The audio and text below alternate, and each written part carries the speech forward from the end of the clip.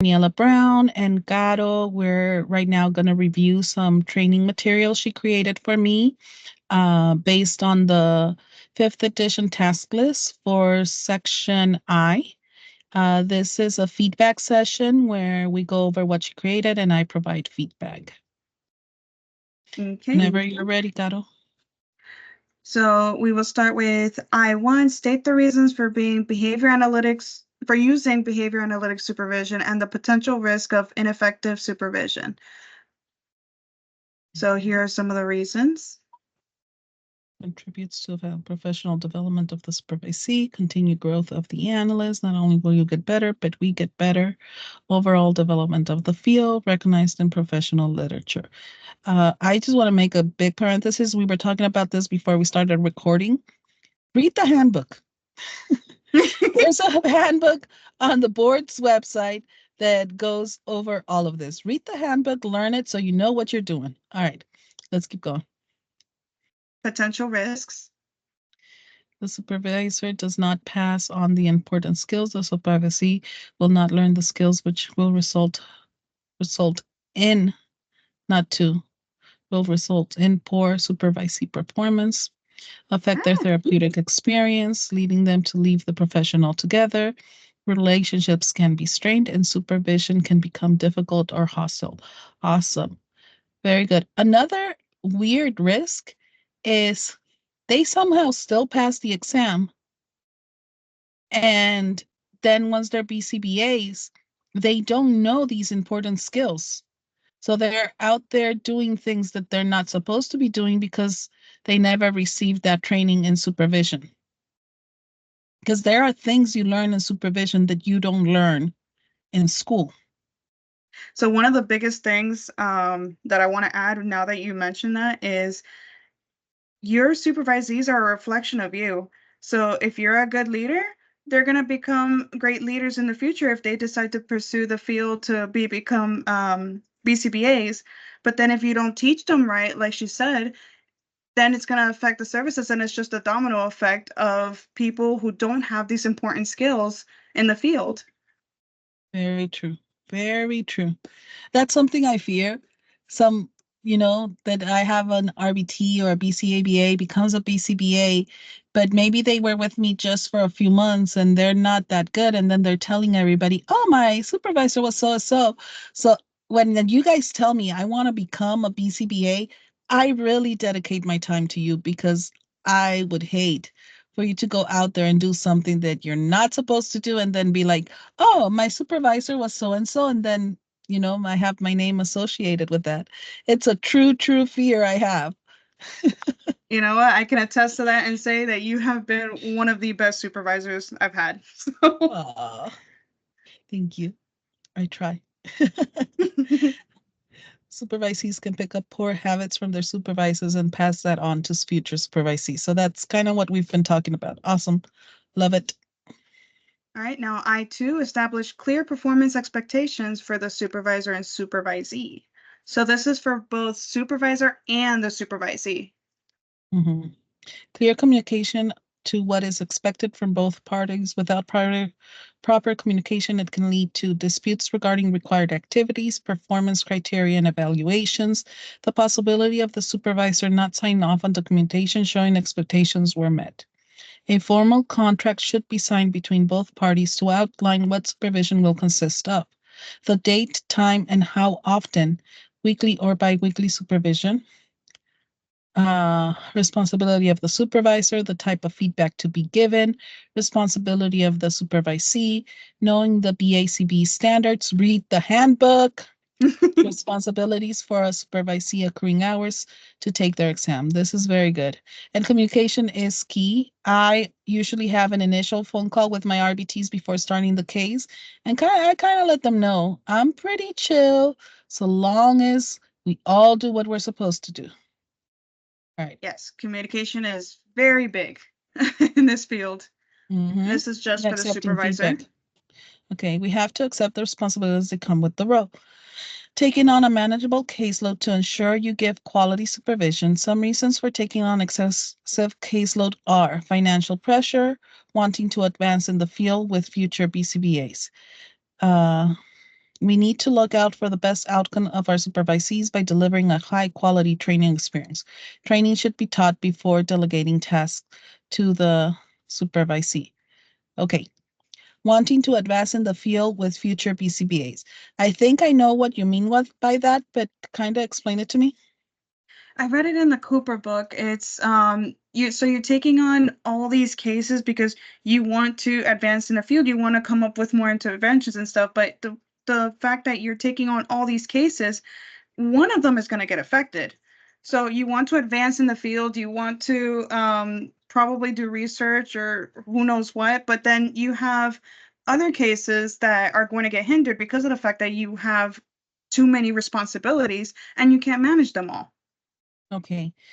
That's what I thought you meant. I think the part about with future BCBAs is not needed. I I think they were talking about like people who are going to become a BCBA in the future, if I remember reading that in the Cooper book. Yeah, but I think this can happen to people who are BCBAs now. Like, Okay, oh, they want to become clinical directors. So they take on a lot of cases to show that they can handle it and that they know and that they're here for the company, and then they burn themselves out before they ever become a clinical director. Okay. correct. All right. But it can also happen with RBTs where they're taking on a bunch of clients, but here we're just talking about supervisors. Okay. And then And then, wait, supervisees. wait, can you Oh, go back? sorry. I had another question. Training should be taught before delegating tasks to the supervisee. So if you like for student analysts, if you tell me perform the fast, but Okay, I've I didn't never train done it you. before and you didn't Okay, train me, then how am I supposed to get it done? I might end up doing it wrong because I didn't get trained. so training should be provided, not taught. Because I thought you were talking about teaching them to train. Oh, no, no, no. Okay, awesome. All right, let's go to the next one. And this is for supervisees. Communicating to the supervisor if there's additional training that is needed for tasks that we're giving. Know when you need to get a new, more competent supervisor if there isn't any improvement in supervision. I know that one right there, you're talking from personal experience, but let's break it down a little bit more because it's not just I don't like my supervisor, let me call and get a new one. No, so to clarify in this situation, it was I knew I needed to get supervised the 5%, which is what it says in the handbook, but I wasn't getting that supervision. And anytime I spoke to the supervisor and say, hey, this is what's going on, I don't know what to do, what do I do in this situation?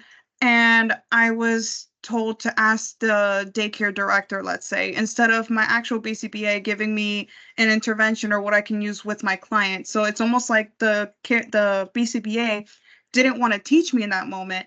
So I needed to advocate for myself to try to get a more competent supervisor who can provide me that training. So, and I know that's where you're going, but here, know when you need to get a new, more competent supervisor if there isn't any improvement in supervision. So I want you to break down a little bit so it doesn't sound like literally, I don't know, I don't like my BCBA, let me get a new one. So, uh, so I think it's more like communicate with your supervisor, and if there isn't a resolution, know when to escalate things. Okay. And then the possibility of reporting the BCBA to the BACB for providing an adequate supervision. So, okay, there's a contract. She's supposed to follow through with it. Is there, is that one of the ethical codes? I believe so. I can't remember the section right now, but yes, there is a part in the ethics code um where you would I think have to go to the through the hierarchy though Yeah, you have to go versus through the hierarchy, which is you have to go to their supervisor if that doesn't work, and you have to have everything in written and shown before that. So I think so follow more the than putting hierarchy. no, more than putting the possibility of reporting the BCBA, know your rights. So take this Know out and your put know your rights. rights. Yeah, know your rights. And I think, can you go back to the supervisor one? I think all of these also apply to the RBT. Well, and accept it. So they need to know and accept the responsibilities that come with the role. They need to take on manageable caseloads. They also need to look out for the best outcome for their clients. For their clients. Wait, They also actually, need to respond well to feedback. They need to understand their role, the fact that they cannot make clinical decisions on a case. You can put there, we have to understand the responsibilities that come with the role and the role itself. And then you can put us another bullet point that says you cannot make clinical decisions. Training, you're not, as an RBT, you're not training. High quality services and take out experience.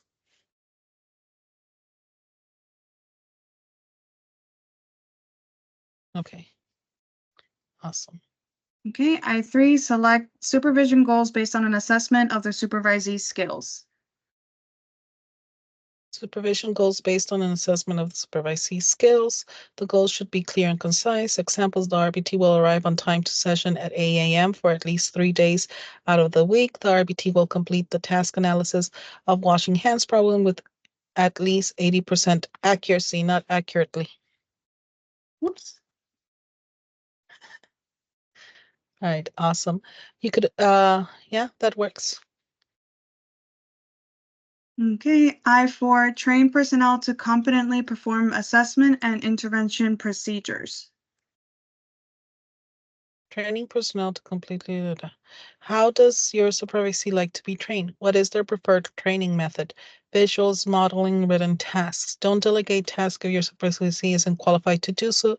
This can affect your client's progress. Feedback should always be provided to let the supervisee know if there's improvements needed.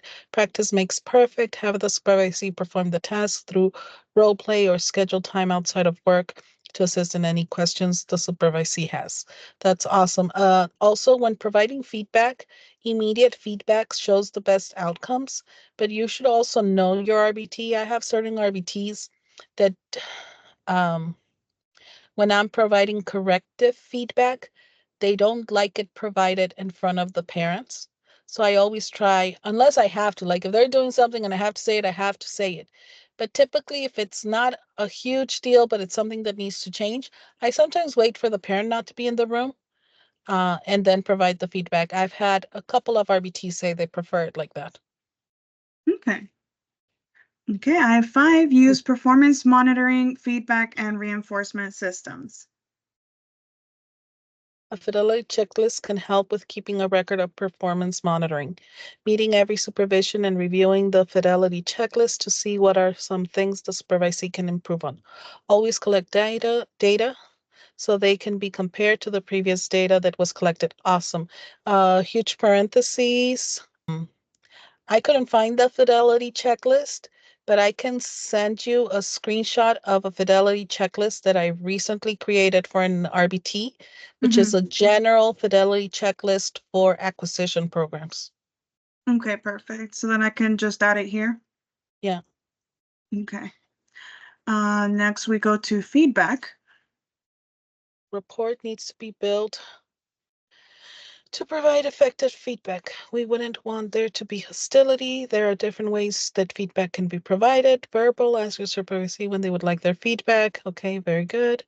Written, make sure your notes are through and legible, and feedback should be provided as soon as possible and should include both good and bad feedback. Is there bad feedback? Should you provide bad feedback? No, I guess Corrective, corrective feedback. Okay. corrective feedback. Imagine bad feedback. I hate what you've done. I don't like it. It's not right. Stop doing it. No, yeah, no, that's not what I meant, but I was like, I okay, maybe know. not bad, but we'll see how we change that. Corrective. Okay. Do not wait until days later to provide feedback. That is very true.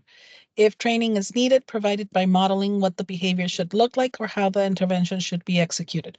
Remember that feedback can go both ways. Supervisors need feedback as well to help them improve in their skills. Very true.